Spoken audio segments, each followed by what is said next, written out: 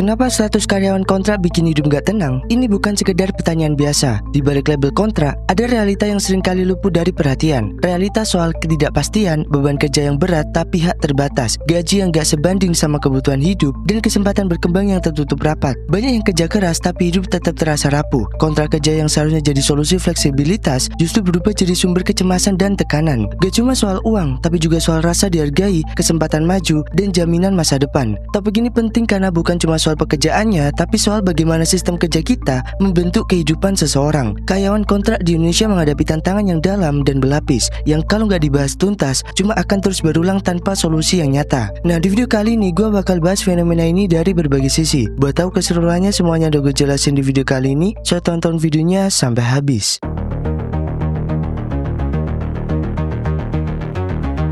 Masalah paling mendasar dari status karyawan kontrak itu adalah ketidakpastian. Bukan cuma soal diperpanjang atau enggaknya, tapi tentang gimana lo dipaksa buat terus hidup dalam situasi yang serba nggak pasti, tanpa kepastian kerja, tanpa kepastian penghasilan, dan tanpa kepastian arah hidup ke depan. Ini bukan cuma bikin orang nggak nyaman, tapi ngancurin stabilitas hidup pelan-pelan dari dalam. Lo kerja keras setiap hari, ngelakuin tugas yang sama kayak karyawan tetap, tapi tiap kali kontrak lo mendekati akhir masa berlaku, lo harus siap mental kalau tiba-tiba disuruh berhenti. Di Indonesia, sistem kerja kontrak sering banget dipakai bukan karena kebutuhan fungsional, tapi karena perusahaan pengen ngurangin tanggung jawab mereka. Dengan nempatin lo sebagai karyawan kontrak, mereka bisa lebih gampang lepas tangan. Lo nggak dapat pesangon kalau diberhentiin, lo nggak punya jaminan diangkat jadi tetap walaupun udah kerja bertahun-tahun. Padahal lo udah kerja di situ lebih dari cukup buat ngebuktiin apa yang harus dibuktiin. Ketidakpastian ini juga bikin banyak orang hidup dalam tekanan. Gak bisa bikin rencana apa-apa. Lo mau nyicil motor, ragu. Mau ngontrak rumah tahunan, mikir 2 kali. Bahkan buat nikah atau sekedar bantuin ekonomi keluarga juga jadi beban, karena lo sendiri belum yakin bulan depan masih punya kerjaan atau enggak. Semua rencana hidup jadi mentok karena fondasinya yaitu penghasilan tetap dan pekerjaan stabil gak pernah benar-benar ada. Yang lebih parah, ketidakpastian ini sering dijadikan senjata buat ngontrol pekerja. Karena lo tahu posisi lo gak aman, lo jadi lebih gampang disuruh nurut. Lo gak berani protes meski jam kerja lo dilanggar, lo gak berani nolak tugas yang gak sesuai job desk, dan lo harus terus-terusan jaga sikap meskipun lo tahu lo diperlakukan gak adil. Kan di sistem kerja kontrak, yang ngejaga posisi lo bukan kemampuan, tapi seberapa patuh dan setia lo kelihatan di mata manajemen. Dan yang lebih makin kacau adalah gak ada jaminan bahwa setelah bertahun-tahun jadi kontrak, lo akan diangkat jadi tetap. Banyak kasus di mana pekerja kontrak terus diperpanjang kontraknya bertahun-tahun tanpa pernah dikasih kejelasan status. Udah puluhan kali tanda tangan kontrak baru, tapi posisinya nggak pernah berubah. Dan semua ini dianggap sah karena sistem hukum ketenagakerjaan kita longgar banget ngasih celah buat praktik kayak gini. Jadi kalau ada yang bilang kerja itu yang penting jalan dulu, itu jelas nggak cukup. Buat banyak karyawan kontrak, kerja bukan sekedar jalan, tapi perjuangan bertahan dalam situasi kerja yang gak adil. Iya lo kerja, tapi lo juga terus-terusan dihantui ketidakpastian yang bikin hidup lo gak bisa tenang. Dan sistem ini terus dibiarkan karena dianggap menguntungkan buat perusahaan, sementara nasib pekerjanya gak pernah benar-benar dipikirin.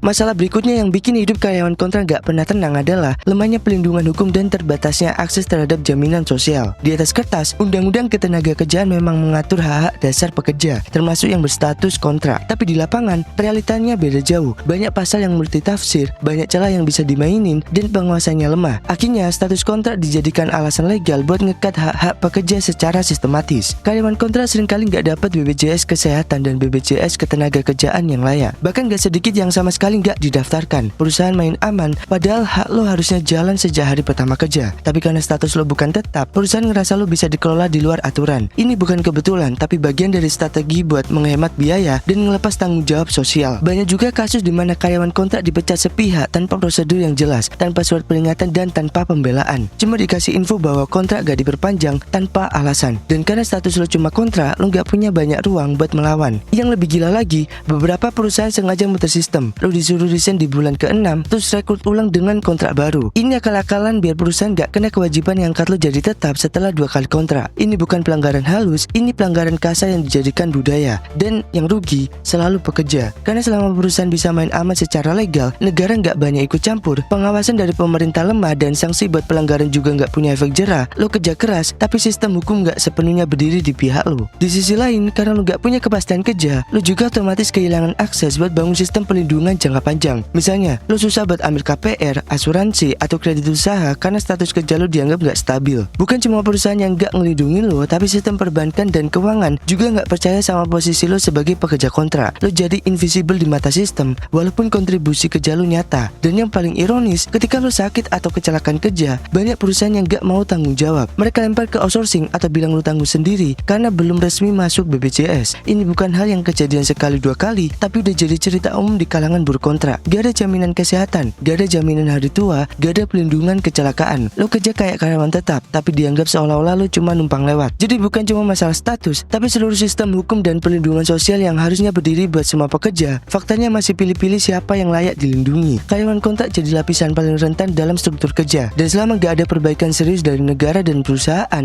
posisi ini bakal terus jadi ladang eksploitasi yang sah secara hukum tapi kejam secara realita.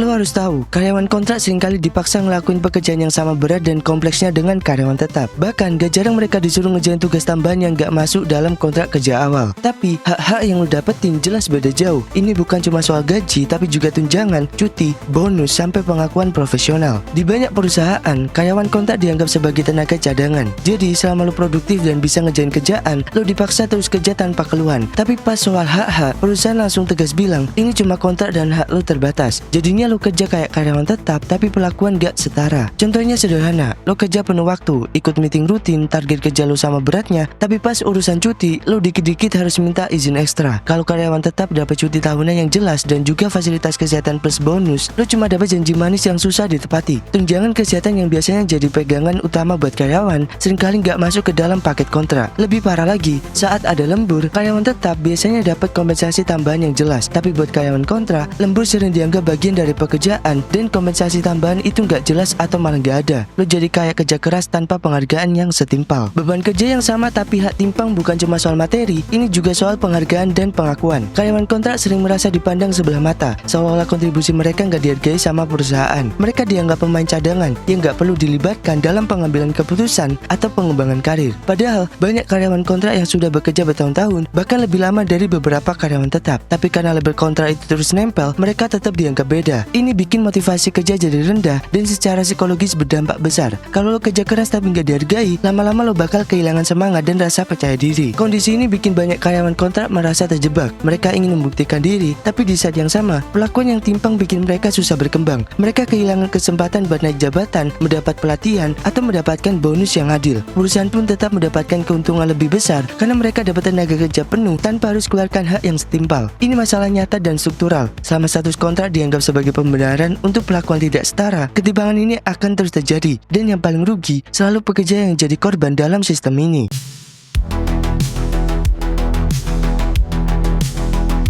Kenyataannya, gaji karyawan kontrak sering jauh dari kata cukup. Beban kerja yang ditanggung sudah berat, bahkan sama seperti karyawan tetap. Tapi kompensasi finansialnya sangat terbatas. Ini bukan cuma soal nominal yang kecil, tapi bagaimana gaji itu sebenarnya tidak mencerminkan kebutuhan hidup sehari-hari. Di banyak kota besar di Indonesia, biaya hidup terus meningkat tanpa henti. Harga kebutuhan pokok, transportasi, sampai biaya tempat tinggal melambung tinggi. Sementara itu, gaji yang diterima tidak pernah naik secara signifikan. Bahkan ada yang stagnan selama bertahun-tahun. Ketika gaji tidak mampu menutup pengeluaran, karyawan kontrak dipaksa mencari cara lain agar hidup bisa berjalan. Gak sedikit yang harus bekerja sampingan atau mengurangi kebutuhan dasar demi bertahan. Selain itu, banyak karyawan kontrak yang punya tanggungan keluarga, entah itu orang tua, anak, atau saudara. Beban itu otomatis menambah tekanan finansial. Kalau gaji aja nggak mencukupi kebutuhan dasar, gimana bisa memenuhi tanggung jawab sosial dan keluarga? Ini menyebabkan rasa cemas yang terus menggerogoti, karena ketidakpastian kapan kontrak berakhir bisa berarti hilangnya penghasilan utama. Lebih dari itu, kebijakan kenaikan gaji yang minim atau bahkan tidak ada sama sekali bikin situasi makin pelik. Karyawan kontrak seringkali tidak mendapatkan kesempatan untuk negosiasi gaji secara terbuka. Posisi tawar yang lemah membuat mereka menerima apa adanya. Meskipun gaji itu tidak cukup, rasa tidak adil ini makin memperburuk kondisi mental dan semangat kerja. Sistem kontrak kerja yang berlaku saat ini jelas merugikan pekerja. Perusahaan mendapatkan keuntungan besar dengan tenaga kerja yang murah dan fleksibel, tapi pekerja harus menanggung seluruh resiko hidup. Gaji yang tidak seimbang dengan beban kerja dan biaya hidup jadi salah satu akar masalah utama yang bikin hidup karyawan kontrak tidak stabil dan penuh kecemasan. Situasi ini sudah lama menjadi permasalahan sosial ekonomi yang belum terselesaikan. Ketidakadilan dalam sistem pengupahan dan perlakuan terhadap karyawan kontrak memunculkan ketimpangan yang nyata di masyarakat. Ini bukan hanya soal pekerjaan, tapi tentang bagaimana hidup seseorang bisa terus berada di bawah tekanan tanpa ada harapan yang jelas.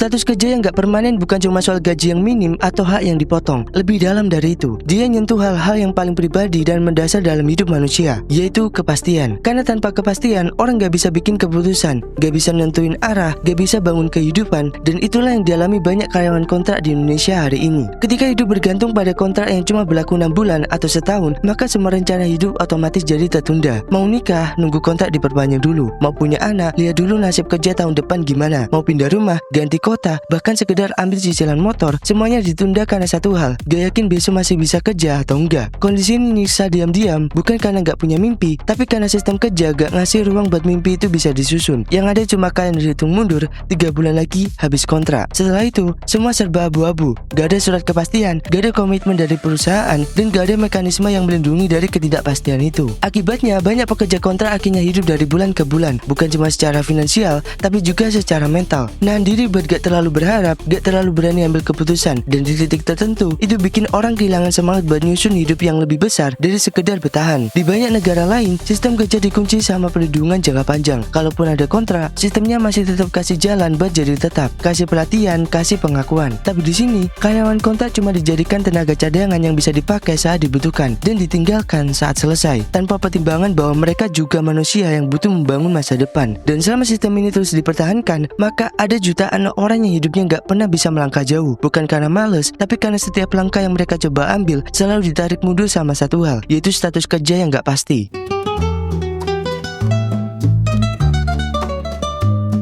Jadi, status karyawan kontrak bukan cuma soal jenis pekerjaan, tapi soal ketidakpastian yang melekat di hidup sehari-hari. Dari gaji yang gak cukup, akses pengembangan yang terbatas, sampai tekanan mental yang terus menghantui. Semuanya bikin hidup terasa gak pernah tenang. Kalau sistem kerja ini gak diubah, masalahnya bakal terus berulang dan makin berat. Karena itu, penting banget buat kita sadar dan dorong perubahan agar karyawan kontrak bisa dapat perlakuan yang adil dan hidup yang lebih layak. Boleh gimana menurut tentang fenomena ini? Tulis pendapat lu di kolom komentar. Terima kasih sudah nonton video ini. Sampai ketemu di video selanjutnya.